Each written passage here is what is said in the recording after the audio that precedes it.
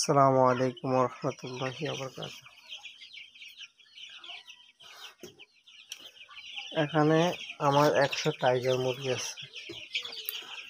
এই মুরগিতে একটু সমস্যা হয়েছিল, এই লিটারগুলো গ্যাস হয়ে গেছিল, বুঝছেন? তার কারণে মুরগির চুনায় এই যে সাদা পায়খানা হচ্ছিল, সাদা পায়খানা বা মিঠাই আকারে পায়খানা হচ্ছিল। তার করণীয় কি? আপনি ওষুধ খাওয়াইতে পারবেন, কিন্তু ততটুকু কাজ হবে না। এর চেয়ে আরও দ্রুত কাজ করতে হলে লিটারগুলোতে হাতের সাহায্যে, আমার তো মোবাইল হাতের সাহায্যে লিটারগুলোকে একটু উল্টে পাল্টে দিবেন, লিটারগুলোকে বিষ করে দিবেন। এবং কি পারলে, আমার তো 100 মুরগি ছোটো পাখা, মানে 100 মুরগির জন্য জায়গা কম, তার জন্য ছোটো পাখা, বড় আকারে পাখা উপরের দিকে বাতাস দিয়ে দিবেন। তখন ভিতরের যেই অ্যামোনিয়া গ্যাসটা পাখা উপর দিকে উঠে নিব, আর এত একটা অসুবিধা হবে না, বুঝছেন?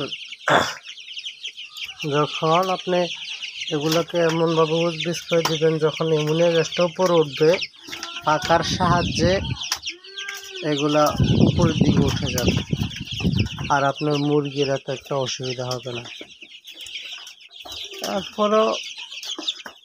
তারপরে চিকিৎসা করবেন।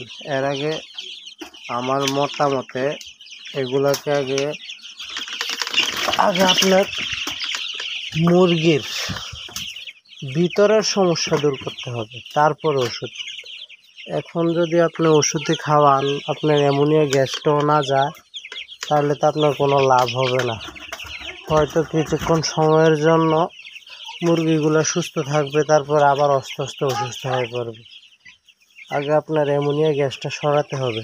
আর এমন একটা পাখা দিলে আমার মনে হয় যে, ওই যদি বড় আকারে হয়, বেশি বড় পাখা দিবেন, তখন নিচে থেকে গ্যাসটা উপর দিকে উঠাবে আর অ্যামোনিয়া গ্যাসটা চলে যাবে। তো সব কথার পরে এটাই দাঁড়ায় যে আপনার ফার্মের ভিতরের অবস্থা আপনি ভালো জানেন, ডাক্তারে কোনো ভালো জানে না। ডাক্তারের কাছে বললে ডাক্তার ওষুধ দিয়ে দিবেন। তো সকল খামারি ভাইয়েরা ভালো থাকবেন, সুস্থ থাকবেন, আমার জন্য দোয়া করবেন। আসসালামু আলাইকুম রহমতুল্লাহ।